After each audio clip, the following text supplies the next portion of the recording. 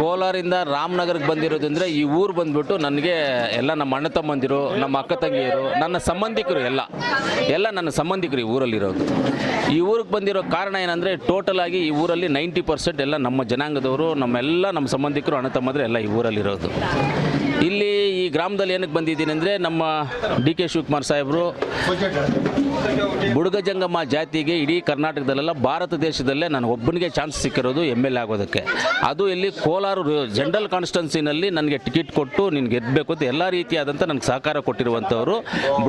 ಬುಡುಗ ಜಂಗಮ ಜಾತಿಯ ಒಂದು ಹುಡುಗನಿಗೆ ಇಡೀ ಇಂಡಿಯಾದಲ್ಲಿ ಫಸ್ಟ್ ಟೈಮ್ MLA ಆಗಿದ್ದು ನಾನೇ, ಸೆಕೆಂಡ್ ಟೈಮ್ MLA ಆಗಿದ್ದು ನಾನೇ, ಯಾರೂ ಆಗಿಲ್ಲ.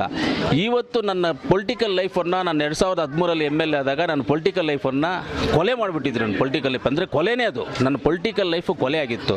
ಆಮೇಲೆ ಡಿ ಕೆ ಸಾಹೇಬರು, ಸಿದ್ದರಾಮಣ್ಣ ಅವರು ನನ್ನನ್ನು ಹಿಡ್ಕೊಂಡು ಬಂದು ಆಚೆ ಬಂದು ನೀವು ಒಳ್ಳೆ ಹುಡುಗಪ್ಪ, ನಿಮ್ಮ ಜಾತಿಗೆ ಇಡೀ ದೇಶದಲ್ಲಿ ಯಾರೂ ಇಲ್ಲ ಅಂತ ನನ್ನನ್ನು ಕರ್ಕೊಂಬಂದು ಕೋಲಾರಲ್ಲಿ ಟಿಕೆಟ್ ಕೊಟ್ಟು ನನ್ನನ್ನು ಗೆಲ್ಲಿಸುವಂಥ ಪ್ರಯತ್ನಗಳೆಲ್ಲವನ್ನೂ ಅವರು ಮಾಡಿರೋದ್ರಿಂದ ಇವತ್ತು ಡಿ ಕೆ ಶಿವಕುಮಾರ್ ಸಾಹೇಬರು ತಮ್ಮ ಸೂರಣ್ಣವರು ಇಲ್ಲಿ ಪಾರ್ಲಿಮೆಂಟ್ಗೆ ಎಲೆಕ್ಷನ್ ನಿಂತಿದ್ದಾರೆ.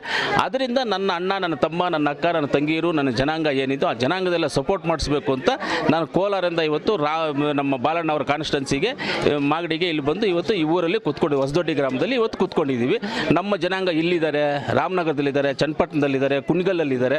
ಎಲ್ಲ ಜಾಗಕ್ಕೂ ಹೋಗಿ ಎಲ್ಲರನ್ನೂ ಮಾತಾಡ್ತೀವಿ. ಒಂದೊಂದು ಕಾನ್ಸ್ಟಿಟ್ಯೂನ್ಸಿನಲ್ಲಿ ನಮ್ಮ ಜನಾಂಗಕ್ಕೆ ಸಂಬಂಧಪಟ್ಟಿದ್ದು 3,000 4,000 ವೋಟರ್, ಜಾಸ್ತಿ ಏನಿಲ್ಲ, ನಾವು ಒಂದು 3,000 4,000 ವೋಟರ್ಸ್ ಇದ್ದೀವಿ.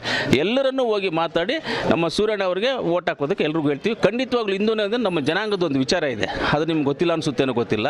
ನಾವೆಲ್ಲಿ ಬಂದ್ಬಿಟ್ಟು ಏನೋ ರಾಮಾಯಣ ಆದರೆ ನಾವು ಪೊಲೀಸ್ ಸ್ಟೇಷನ್ ಕಚೇರಿ ಅಲ್ಲೆಲ್ಲ ಹೋಗೋದಿಲ್ಲ. ನಾವು ಊರಲ್ಲೇ ಸಾಲ ಮಾಡ್ಕೊಂಡು, ನಮ್ಮ ದೊಡ್ಡವರು ಅಂತ ಪಂಚಾಯತಿ ಇದೆ, ದೊಡ್ಡವರು ಒಂದು 3-4 ಜನ ಊರಲ್ಲಿ ಇರ್ತಾರೆ, ಅವ್ರಿಗೆ ಹೇಳಿದ್ರೆ ಎಲ್ಲ ಸಾಲ ಹೋಗ್ಬಿಡ್ತದೆ, ಪ್ರಾಬ್ಲಮ್ ಎಲ್ಲ ನಮ್ಮದೆಲ್ಲ. ಆ ರೀತಿಯಲ್ಲಿ ನಮ್ಮ ದೊಡ್ಡವರೆಲ್ಲರಿಗೂ ಮಾತಾಡಿ ಇವತ್ತು ಸೂರಣ್ಣ ಅವರಿಗೆ ಸಪೋರ್ಟ್ ಮಾಡಬೇಕು, ಕಾಂಗ್ರೆಸ್ ಪಕ್ಷಕ್ಕೆ ಸಪೋರ್ಟ್ ಮಾಡಬೇಕು ಅಂತ ಹೇಳಿದ್ದೀವಿ. ಖಂಡಿತವಾಗ್ಲೂ ಸಪೋರ್ಟ್ ಮಾಡ್ತಾರೆ. ಈ ಊರಲ್ಲಿ ಮೆಜಾರಿಟಿ ಕೊಡಿಸಿ ನಮ್ಮ ಜನಾಂಗ ಎಲ್ಲಿದೆ ಎಲ್ಲ ಜನಾಂಗ ಎಲ್ಲರಿಗೂ ಹೇಳಿ ಸೂರಣ್ಣ ಅವ್ರಿಗೆ ಓಟ್ ಹಾಕ್ಸ್ತೀವಿ. ಕರ್ನಾಟಕದಲ್ಲಿ ಕಾಂಗ್ರೆಸ್ಗೆ ಓಟ್ ಹಾಕ್ಸ್ತೀವಿ. ಅದರಲ್ಲೂ ನಮ್ಮ ಜನಾಂಗ ತುಂಬ ಕಮ್ಮಿ ಇರೋ ಜನಾಂಗ ಇದು. ಈ ಜನಾಂಗನ ಗುರುತಿಸೋದೇ ಒಂದು ದೊಡ್ಡ ವಿಚಾರ. ಅಂಥದ್ರಲ್ಲಿ ನನ್ನನ್ನು ಗುರುತಿಸಿ ನಮ್ಮ ಡಿ ಕೆ ಸಾಹೇಬರು, ಸಿದ್ದರಾಮಣ್ಣ ಅವರು ಇವತ್ತು ನಾನು ಒಂದು MLA ಆಗಿದ್ದೀನಿ ಅಂತ ಹೇಳಿದ್ರೆ ಅವರು ಒಂದು ಲೆಕ್ಕದಲ್ಲಿ ಹೇಳಕ್ಕೆ ಬಂದಿದ್ದೆ, ಡಿ ಕೆ ಸಾಹೇಬರು, ಸಿದ್ದರಾಮಣ್ಣ ಅವರು ನನಗೆ ಭಿಕ್ಷೆ ಹಾಕಿರೋದು ಇದನ್ನು. ಅದರಿಂದ ಅವರು ಋಣ ತೀರಿಸ್ಕೋಬೇಕು ಅಂತ ಇವತ್ತು ನಾನು ಇಡೀ ಎಂಟೈರ್ ಕರ್ನಾಟಕದಲ್ಲಿ ನಮ್ಮ ಜನಾಂಗ ಎಲ್ಲೆಲ್ಲಿದೆಯೋ ಎಲ್ಲ ತಾಲೂಕಲ್ಲಿದ್ದಾರೆ, ಎಲ್ಲ ಜಿಲ್ಲೆಯಲ್ಲಿದೆ. ಅಂದರೆ ಕಮ್ಮಿ 500 vote, 1000 vote, 2000 vote, 3000 vote. Ballari, Koppal ಆ ಕಡೆ ಸ್ವಲ್ಪ ಜಾಸ್ತಿ ಇದ್ದಾರೆ ಅಷ್ಟೇ. ನಮ್ಮಲ್ಲಿ ಖಂಡಿತವಾಗ್ಲೂ ಆ ಋಣ ತೀರಿಸ್ಕೋಬೇಕು ಅಂತ ನಾನು ಆ ಕೆಲಸವನ್ನು ಮಾಡ್ತಾಯಿದ್ದೀನಿ.